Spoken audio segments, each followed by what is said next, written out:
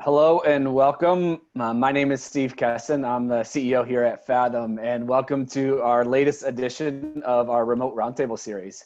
And this has really been a series, honestly, since COVID hit, to bring marketers together to discuss topics that are pertinent to marketers of today. And in lieu of us not being able to get together at conferences and so on, we created this platform to bring marketers together. So today we have a great discussion planned for you. And really the topic and focus of our discussion today is growing pipeline today for success tomorrow, with a high focus on the B2B space in particular. And I'm really pleased to share that we're joined by our friends at Google, Chris Hurwitz, which you'll learn from a bit later today, as well as one of our lead experts, Katie Zelasko. So we have a great session planned for today. As we jump into this session here, it's always good to connect on the ground rules on how to make this the most effective session we possibly can. So the first thing, we all should be pros at this by now,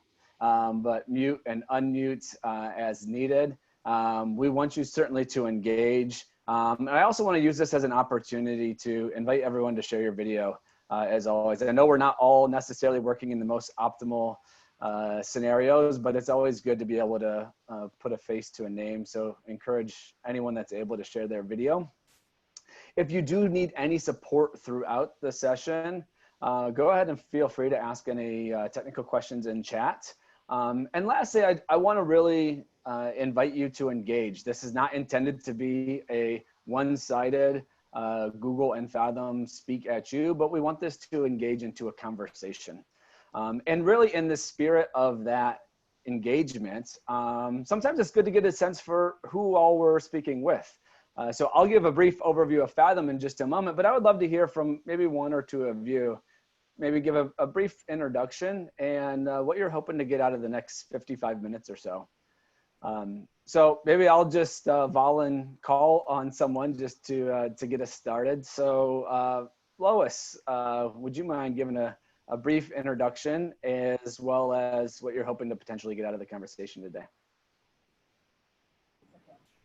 Yes, I'm Lois Del Negro with Global Views, and I was invited to join you by Jim as a way of getting to understand the digital marketing regime that we're in right now due to this COVID situation. So I admit I know nothing and I'm here to learn.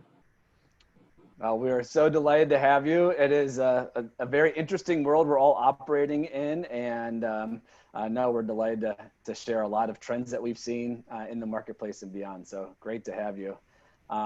Maybe I'll call on one more. Lee, would you mind giving a brief introduction of yourself? Sure. Hi, Lee, or I work for Warehouse Quote. We are looking to partner with Fathom, so I'm interested to see what you have to offer, and we currently don't really have any marketing automation, so just here to learn. Don't have any background knowledge on it as well. Very good. Well, that's you come to the right place for a good, solid discussion. So great to have you. And maybe we'll do one more. Caitlin, would you mind just doing a brief introduction? Sure. Yeah. Hi. I'm Caitlin Caldwell. I work for a graphic design firm, Nesnat Schwartz in Cleveland. And, I saw this on LinkedIn and I got really excited because figuring out the pipeline right now is so hard. And I'm just really excited to hear what you guys have to say and what some strategies that we might be able to implement are. Very good. Well, so great to have you. Anyone that we'll go ahead and continue to move forward just to keep the program going. But I'd love if you didn't get a chance to voice over, just in the chat, go ahead and maybe share your name, where you're from, and what you're hoping to get out of the conversation as we go today. And while you're doing that, let me just give you a quick minute overview of Fathom, just so you have a sense for who you're hearing from today. So at Fathom, we're a digital marketing firm, and we really believe that a strong strategy starts with deep roots in three core areas. The first is in your business. We recognize that every organization is unique even though we may bring a depth of experience within a particular industry, we don't bring assumptions, and we recognize that your organization and your challenges are special and unique. And we bring that paired with our second pillar, which is deep digital expertise. Digital is moving so fast, and part of our responsibility is to provide a depth of perspective of what might work, what might not work, really what's around the corner that's happening in the digital space. And we pair those two items together to this third pillar, which is outcomes. At the end of the day, we need to drive a business outcome in everything that we do. And we do that in partnership with our clients. You'll see this slide really brings forth a bit of a perspective of the type of work and the types of clients that Fathom partners with. Maybe just for the sake of brevity, I'll focus on this expertise column in the middle for a moment. Today's conversation is really going to be mostly focused on how do we really drive pipeline and lead generation, and we're fortunate to have our partners at Google. So we're going to have a heavy paid search, display advertising, video advertising, tilt to the conversation today, but recognize the breadth of conversation really comes from all parts of digital marketing in our background. So that's enough about Fathom.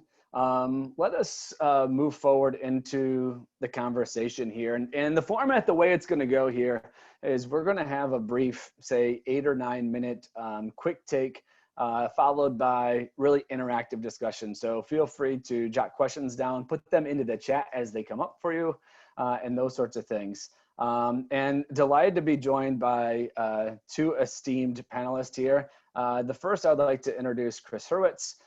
Chris is account strategist at Google, 5 years of digital marketing experience, has great experience on the agency side at a leading agency in the country, and then has been with Google for the last year or two, and is a really great expert and partner for us.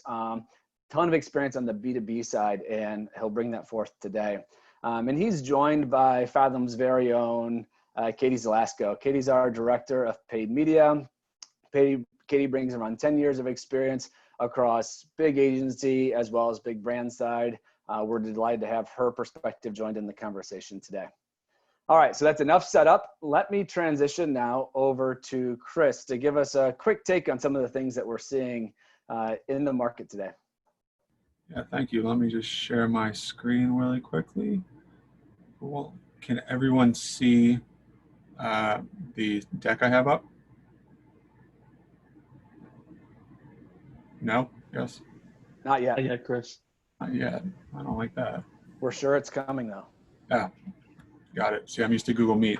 How about that? There you go. Beautiful.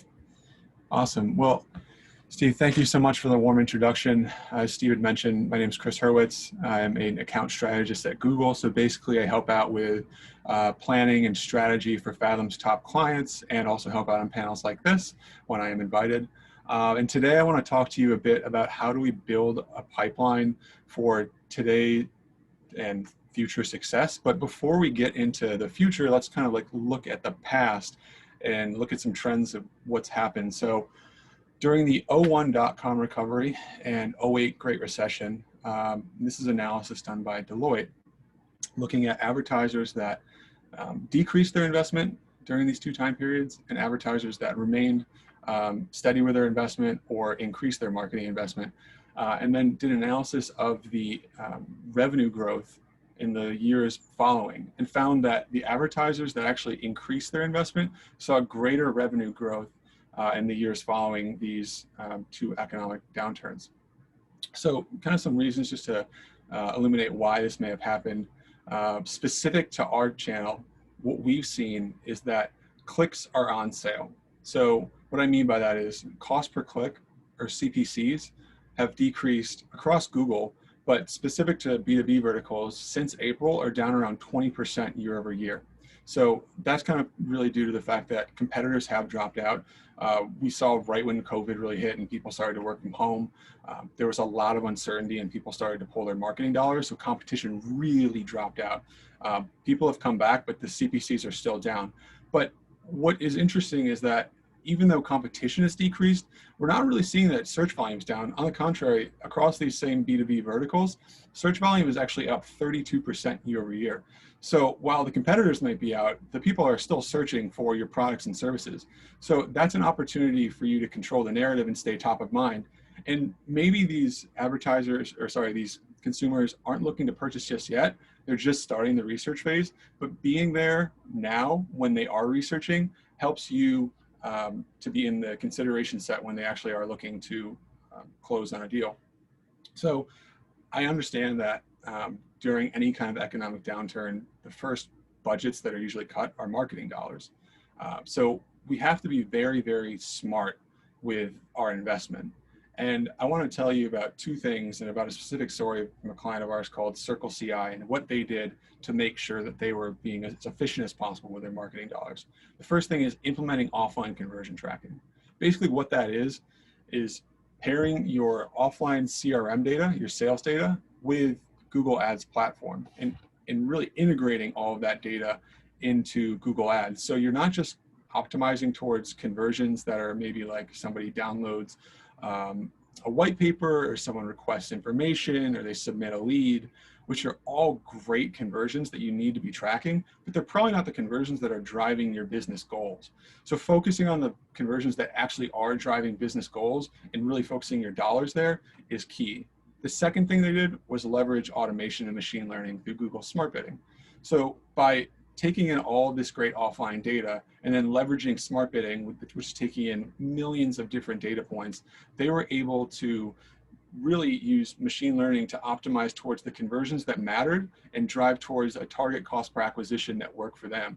And as a result, they were able to see a 347% increase in conversions year over year at a 55% decrease in their cost per conversion, all by focusing on conversions that mattered. And they actually probably also took advantage of something else that maybe they weren't completely aware of, which is the fact that over 1/3 of B2B buyer time is spent online on Google properties. So we have 1/3 of the buyers in the attention online in the B2B marketplace. And that's something that we can really capitalize on.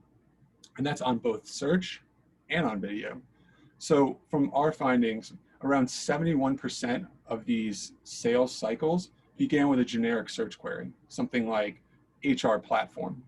And of those buyers, 70% of them watched a video during that buying process. And I don't mean that they went to YouTube and watched how do I acquire an HR platform or something like that, which maybe they did because there's probably information on that. But they were just, interested in their hobbies. So maybe they're interested in cars or cooking or fashion or travel. All these different videos and all this great content is on YouTube. And we have the ability to market to these advertisers and buyers when the time is right. So YouTube, I just want to talk a bit about that because it is the second largest search platform in the world, second behind Google search. And it is the largest awareness vehicle for people aged 18 to 49. The amount of viewers and users that YouTube has is greater than the following 8 video platforms. So there's a massive amount of reach. Around over 2 billion users per year come and visit Google, or visit YouTube, sorry. And I call out the fact that YouTube is a fantastic awareness engine, and it is. And an issue we had a few years ago was that advertisers, large and small, came to us and said, hey, we love YouTube and we love the reach, but we have to drive action. We have to drive conversions. It can't all be about awareness. So we listened to those advertisers and we created a solution that pairs a very actionable companion banner with a video ad. So if you look at the video ad on the left, you can see that the person is watching this video content and then there's this companion banner from Geico showing get a quote. So before this companion banner shows up, the user is shown a Geico video ad. And the user can either watch that video to completion or they can skip it after 10 seconds. And even if they do skip it, that little companion banner is going to stick with them. So if they do want to drive action and hit get a quote in this instance, they can go and do that, and that'll drive them to the Geico site. And then once they're done watching the video, we have this auto end screen that allows the reinforcement of the action, whatever it may be, in this case, get a quote. So that'll last for between 5 to 7 seconds, depending on if the viewer is on mobile or on desktop. And again, they can click on get a quote. So we've seen great performance and really been able to drive a lot of action through YouTube with this format, but we took it one step further.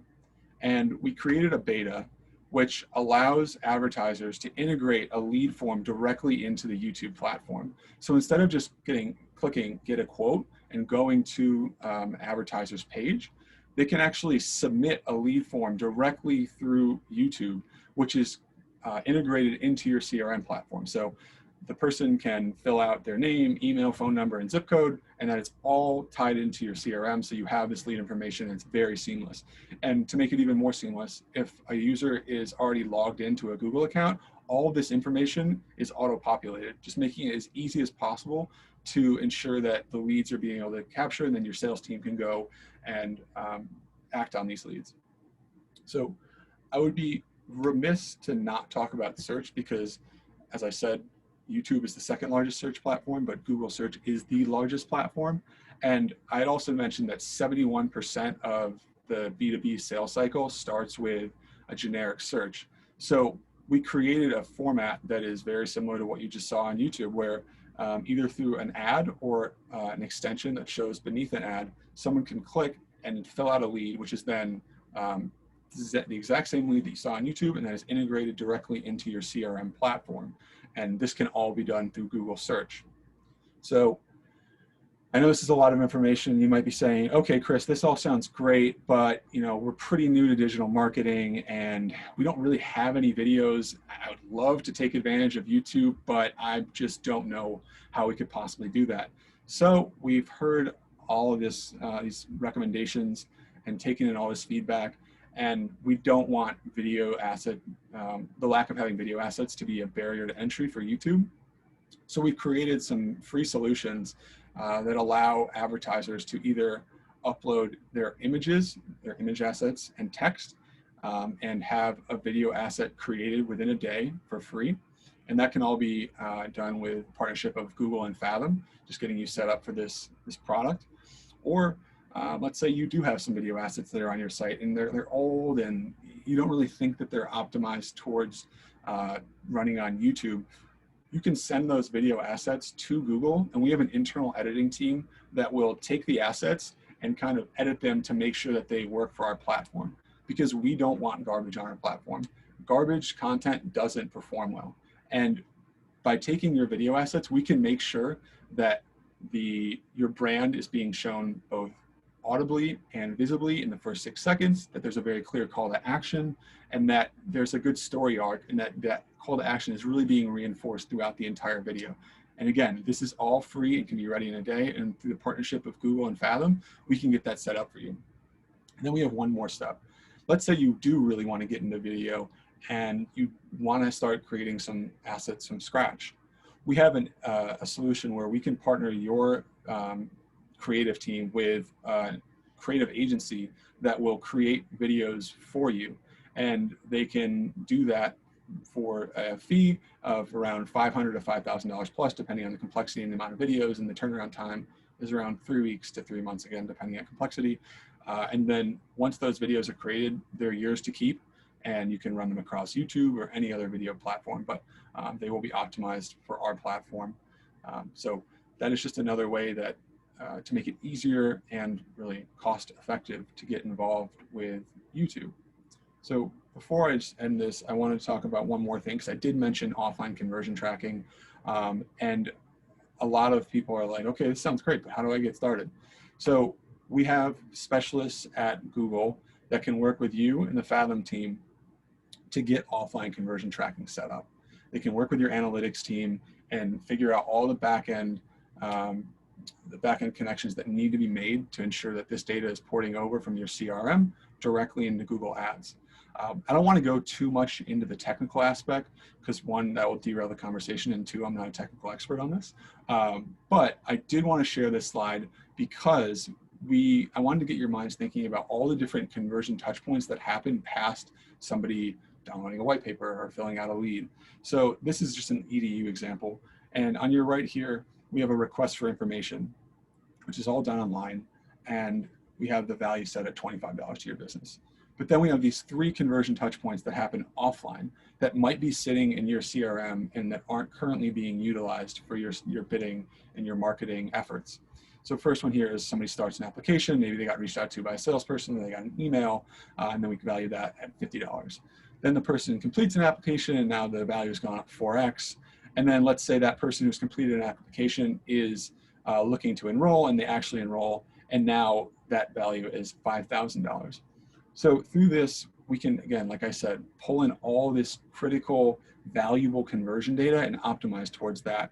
And we can set up a smart bidding solution that is going after a target cost per acquisition based on the value of each one of these conversion points so that it's profitable for your business. So we're spending a little bit more money on acquiring an application or somebody enrolling versus somebody just requesting information who is engaged and has some intent, but maybe doesn't have as much intent as somebody who's completed an application and has really shown that they're looking to convert on whatever it is that your business provides.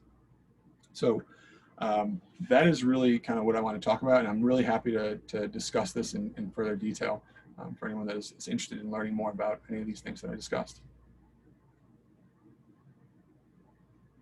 Very good, Chris. Really appreciate the context. I mean, it's pretty interesting to think about, obviously we're all living in this COVID world, but how much it's influenced our businesses and just economics in general.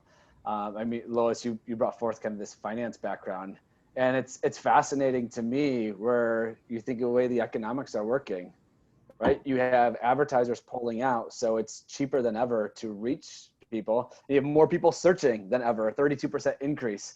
So, your opportunity of the economics starting to work in your favor is great, but some people's natural tendency is, maybe I need to pull back in this time, and so on. So I want to pose a question to the group here, and maybe we'll have a little fun with this. If you look at the bottom of your screen, you should see maybe that little reactions icon within the platform here.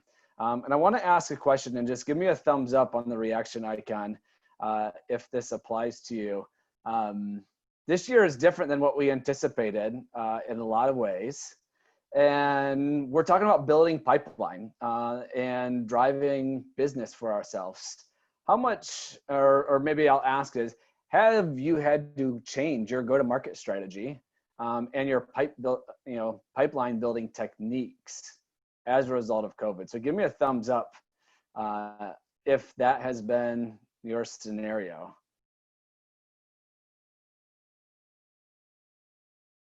Yeah, absolutely. Seeing a lot of thumbs up here across the board here. So I would love to hear from a few of you on how have you modified or adjusted what you're doing, and what's working, and maybe where do you need a little support? Does anybody want to kick us off on that?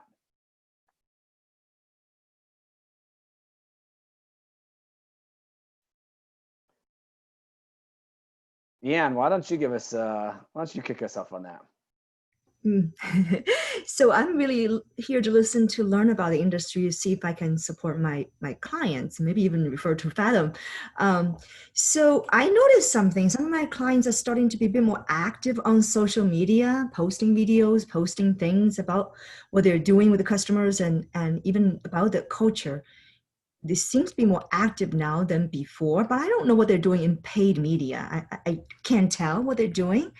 One of the things I advise executives on leadership and strategy. So being attuned to what's happening, what they can do, what's out there may be helpful to my clients. So I really don't know what I'm talking about. I'm just here to learn. No, it's great. It's great to have you in.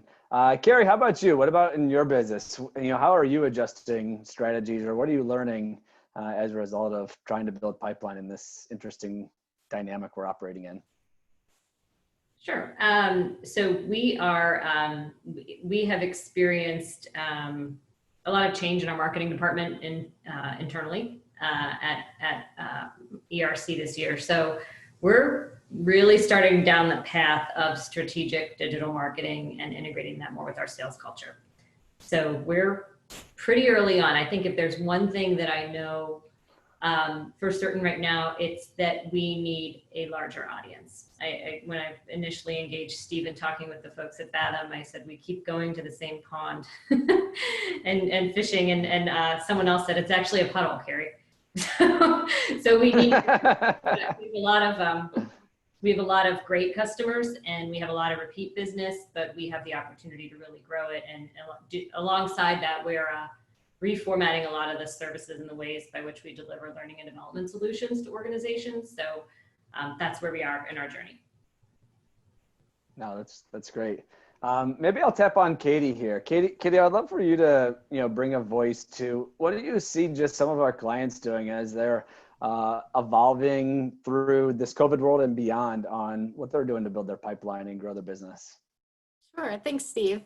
So one example that came to mind, I know that especially in B2B spaces, trade show activity is everything. And a lot of the clients that we've worked with so far have really taken that digital lens to bring that trade show experience online.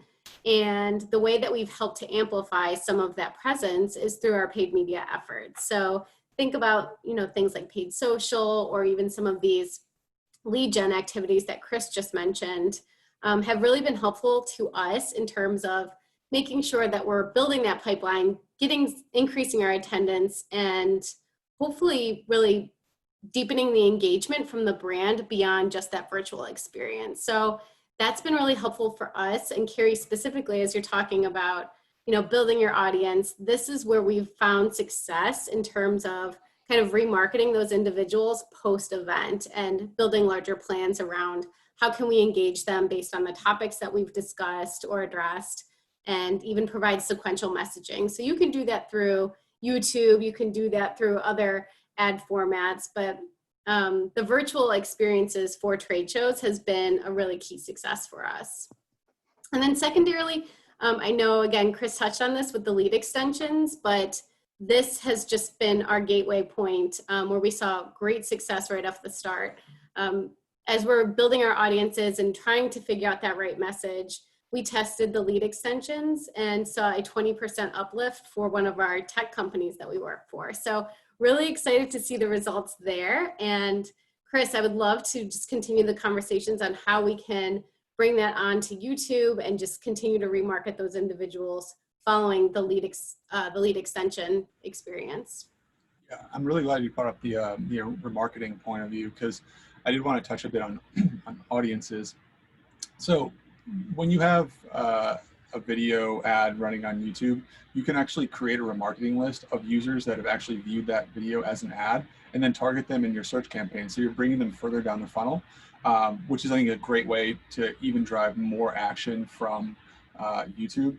And I think one of the key things is just making sure that you're utilizing and leveraging all these different audiences that you're currently building, whether it be from your own awareness campaigns or whether it be Google first party audience. We have a lot of in-market audiences based on people that are looking for B2B solutions or products. So really taking advantage of all that. And then I also want to touch on the fact that the targeting that we recommend for one of these YouTube campaigns is all based on keywords. So it's targeting people that are already searching on Google for whatever it is that your product or service is, and then you're reaching them across YouTube. So you're getting them on all these different channels. And why that's, I think, really important now is that we've seen a 4x increase in viewership on YouTube since COVID started. People are at home and they've got a lot less to do. So why not turn to YouTube and figure out a new hobby or watch a video? And what we've seen is that that hasn't really dropped off. We're bringing a lot more people to the channel now that maybe weren't YouTube users before, and have found that there's a community for them on the channel, and they're able to really interact, and that just brings up the viewership. So I think really it's big is just the amount of people we got coming there, and then really utilizing all these different audiences that you have, whether it be your own data or data that we have that's available to you as a first party audience. I think that really brings forth, I think, an important question that people might have here. So, Chris, some of the examples you brought forth were, Geico and Nike and some, really powerful brands. And not everybody has the luxury of having $100 million marketing budget. And the reality of it is, and I think people think about YouTube sometimes as more of a consumer platform. And it certainly is a very powerful consumer platform. Especially with the younger demographic. But I think what people may not be as aware of, especially if you're not living in digital marketing every day, your ability to find really targeted audiences within YouTube or just Google in general. So maybe, Katie and Chris both, would you mind potentially lending a voice to somebody who's not living in YouTube or Google ads every day, and share a little bit about the types of audiences or interests, or the how narrow or specific you can get in finding the right type of customer? Because that's kind of the hardest part in this is, there's so many people out there, 2 billion people engaging on this platform, but I want the right ones. So can you guys share a bit about that? Yeah, so I think you kind of hit on a really important point, and that is we're targeting people. We're not targeting businesses, and people have very varying interests. So we have audiences for, like I said, people who are in market for office supplies or business tech or HR platform or any business and industrial product. And then you can do audiences based off of an industry somebody works in or the company size they work in. So very targeted audiences that we have as first party data. And then we can also leverage your own customer emails, so stuff that you're collecting on your own. And then you can upload that back into the platform and target those audiences directly if you want to do remarketing. Or we have something called a similar audience, where you're basically telling our systems, hey, we love these people. They're great. They work well for our business. Can you go find more people that are just like that? So these are all different solutions that you can use on the platform to go after the people. Because, Steve, like you said, people view YouTube as a consumer platform, but we all go to, or a lot of us go to YouTube just to view our interests, but we also might be buyers at a prospect company. So, there's just a multitude of reasons why you want to use YouTube and how you can actually go after people in an effective way. To build on that, my secret sauce, I love remarketing and retargeting. So where you're able to kind of place that tracking pixel on high quality landing pages or key landing pages within your website that you want to have drive that engagement and drive traffic back to your website. So it may be an area where we have a strong call to action, or where you want the audience that you're reaching to conduct more research, depending on where they are within their customer journey. I find that just leveraging that retargeting audience is really, really going to get you some strong quality leads. And just, I saw there's a question from Lois, but just really quickly, just to touch on this point, I had mentioned people downloading white papers. You can create audiences based off the white papers that people have downloaded. Maybe you have a white paper that is more generic and is not as intent driven, but then maybe you have white papers that are like, okay, this person knows what they're talking about. They're probably farther along in the research journey, and I could value this person as a higher prospect than somebody who's downloading this white paper. So you can segment your audiences in all different types of ways. You can get very creative, which I really like about it. And then to Lois, let me see if there's an interesting finding here. So we probably could create some sort of, and I can read the question out, saying if there's an interest in finding designers for senior living facilities, is there a way to access this information? Off the top of my head, we do have in-market audiences, so people that are like literally in the market for office supplies, furniture, more B2B type of furniture.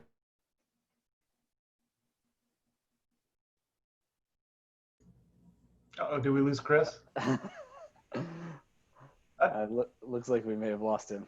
I think maybe Katie, you could give a voice to this, but Lois, to answer directly, very specifically targeted audiences who have particular buying interests. In the case of home furnishings, on the hospitality, senior living, hotels, there are ways to identify those very specific audiences so that we serve ads only to those people who are of particular interest to your business. So Katie, and look like maybe Chris is back as well, could lend a voice to how does that work? How does somebody dip a toe in that who maybe hasn't worked in a very targeted audience type of campaign effort? Yeah, sorry, I didn't realize that I dropped off for a second. We all good now? Yeah, you're good. Yeah.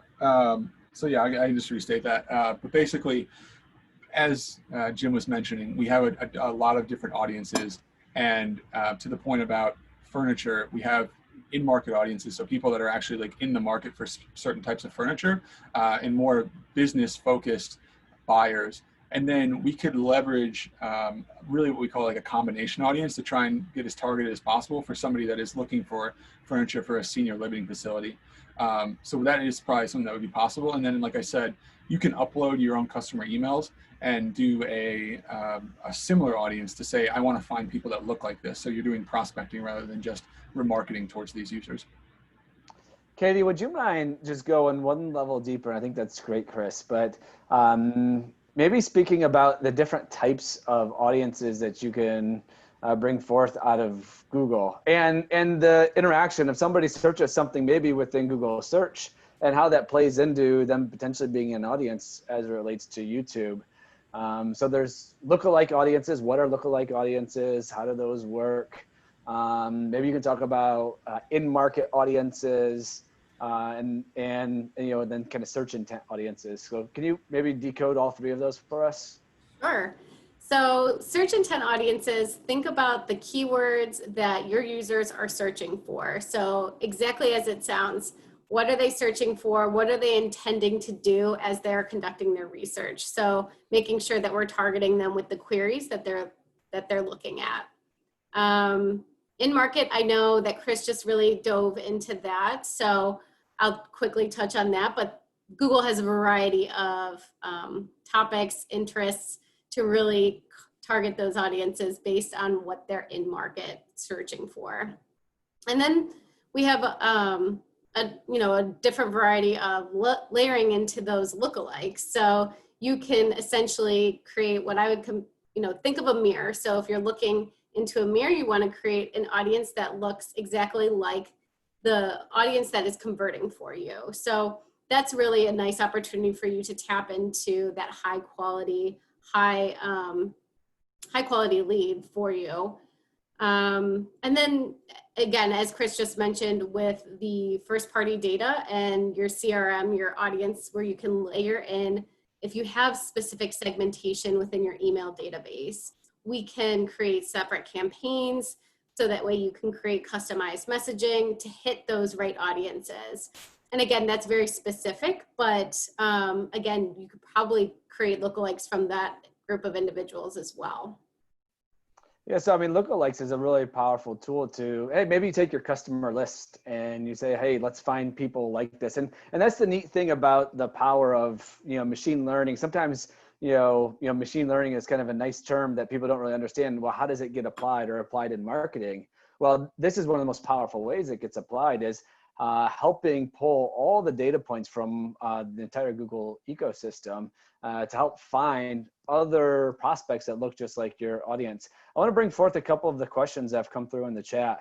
So this is a bit more of a specific question. So for Google retargeting custom audiences, can you target audiences based on company names, or do you require a contact email? How does that work? Yeah, and that's something similar to what Katie was just talking about. For a company name kind of targeting, you can do the custom intent, which is like the keyword intent. So you can target people that are searching for that specific company name on Google. So that would be the possibility there. And then you could like upload contact emails, but again, that has to be your first party audiences. It can't be a third party email list that you have, and that's just one of our policies.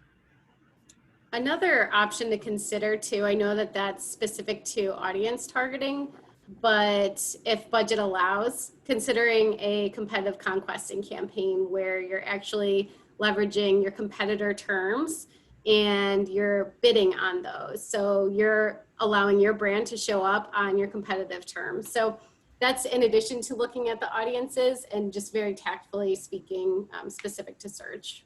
Yeah, and one thing I really like to do with those competitor campaigns where you are bidding on those competitor keywords, it can get very expensive just because you're now competing with this competitor, and you also might be competing with a lot of other brands that are trying to be showing on their advertising or on their keyword.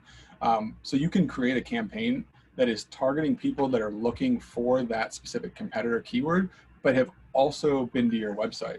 So you can layer on a remarketing list saying that, like, let's say someone that has been to your website in the past 30 days, so that you're only showing those ads, your ads, to people that are searching for that competitor term and are also qualified by the fact that they've been to your site, which is great for understanding, you know, who's doing kind of research, because that with B2B, we know there's so many different touch points, there's so much research, and just kind of bringing them back in and showing them different messaging, knowing that they've already been to your site, is really key in a way that you can make that kind of marketing a bit more cost effective. Great. And just to add one additional thought as it relates to our own capabilities and a different type of paid media activity, display advertising campaigns is another option if you're looking to target specific companies. Now, it's not a silver bullet, and there's not always the scale that's necessary to be successful here, but we operate Fathom Display Network, which is a network to reach 99% of web users and to reach them with display advertising. And oftentimes, if you have particular companies that you're trying to target, we can execute a campaign based on what's called IP targeting. And that is literally understanding the IP addresses of particular individuals who work for certain companies, and then serve those ads to those individuals based on their IP address. So again, it's a little bit more complex, but I wanted to at least surface that as an alternative. Katie, of course, can give you a lot more details there, but sort of at the highest level, that's another option to consider and perhaps explore if that's of interest to you.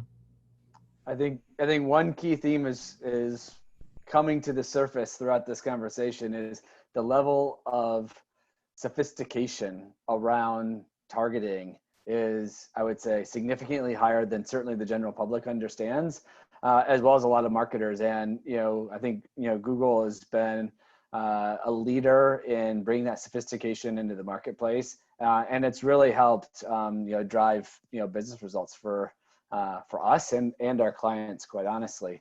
Let me bring forth a couple of the other questions that came through in the chat. So Yan put forward this idea that maybe it's a limiting belief, but Yan's in a high-touch professional services, coaching, consulting type business, and typically you find business through referrals versus online searches.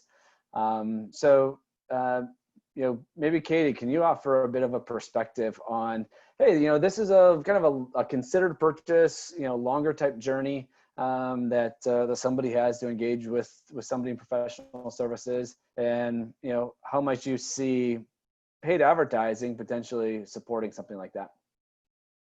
That's a great question. So, and I may have some follow-up questions for you as well, just to elaborate a little bit more on that.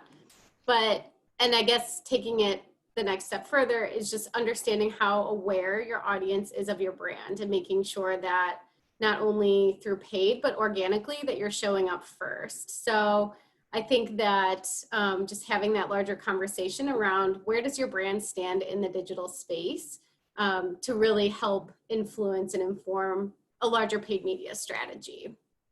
When thinking about more of a higher touch, longer tail customer journey, I think that you're probably going to run into a lot of testing and learning and understanding the message that works for you. So, and for your audience and for the customers. So, what are some of the successes that you've hit today, and what are some of the areas that we can reach them? So I don't know if your organization has access to media consumption research, but that might be a nice start as well to really look at that audience. Where are they digesting that digital media, and how can we best reach them and target them? I know that this is really general and not really giving you too many specifics, but also leveraging your email database can also help bring that audience continue that online momentum and continue that online conversation? Are there social channels? Does that make sense? And bringing that conversation full circle and retargeting them as well. So I think that there's a few options to consider in terms of, how do we want to reach them? Where are they engaging that media most? And how do we continue to engage them? So it may be larger than word of mouth and referrals, but where can we reach them in the spots that they are right now? And just to add some more data to this, Steve, you said it's career coaching, like professional coaching. Right. Is that correct? Yep, correct. So last 12 months, there have been around a couple 100 million searches in that industry, and 92% of them are generic. So it tells you that people, they know that they're looking for this particular service, but they don't know about the specific brands that play in the space, with only 8% of those searches happening on like a branded search containing like a trademark or brand name. So making sure that you're there while people are doing that research is key. And to your point about word of mouth, that is still huge. That's a great way for people to better understand from a personal perspective how they felt about a certain company, but making sure that you're there still for the research phase and controlling the narrative is huge, especially for these B2B industries. And that's where So I have a follow-up question for Katie. So my name is Joe Adams. I'm the senior manager of marketing at Fathom. And I see a lot of parallels again between our businesses, right? Very high touch professional services. I'm assuming a very similar sort of buying process. The reality is that the majority of the people who visit our website or are even introduced to us through referral don't end up doing business with us.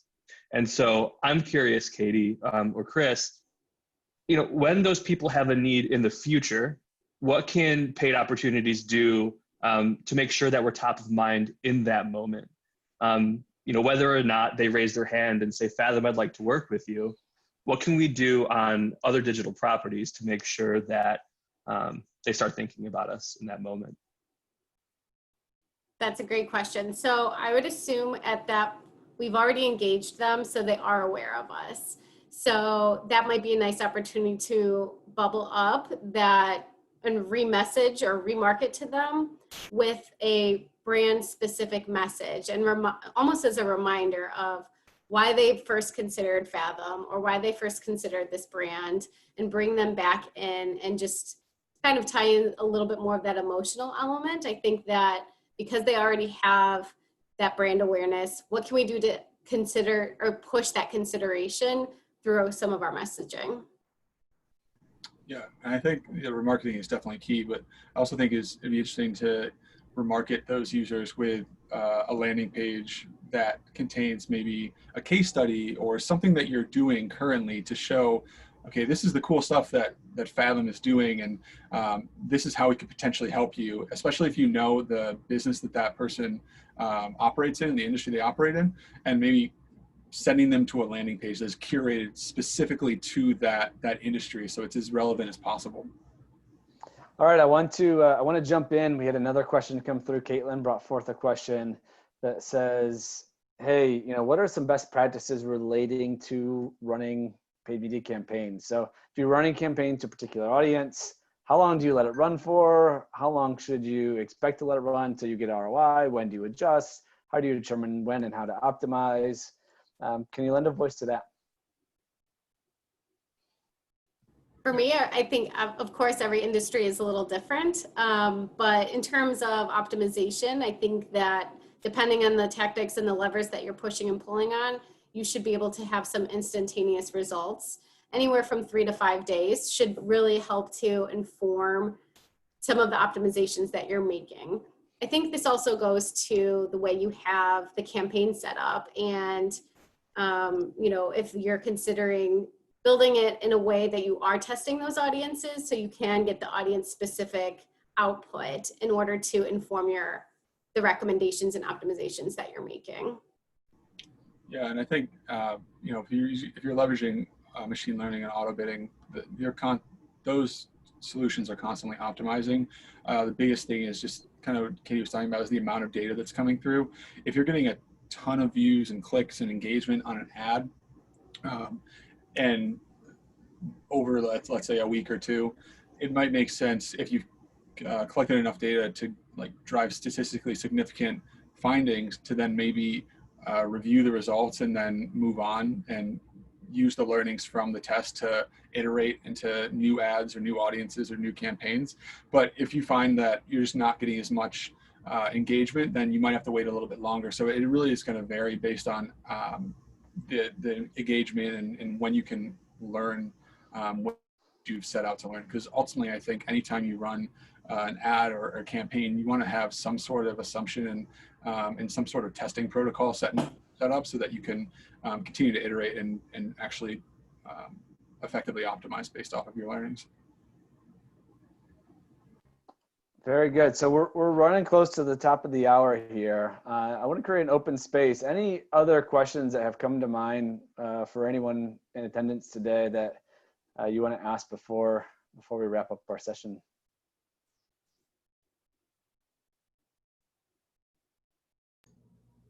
I might have a word of encouragement, Steve, if there are no other Please. questions. A couple of parts of our conversation today have me thinking about your opportunity to leverage maybe something that you wouldn't have thought about earlier this year. And I think there maybe is an opportunity for a first mover advantage that would not have existed in 2020 without COVID and the pandemic. As this has stretched on through the year and will continue, no doubt, a lot of the questions that you're asking and that we're hearing in other conversations, my marketing strategy or the typical business as usual approach is not working for me. I'm forced to adjust in one way or another.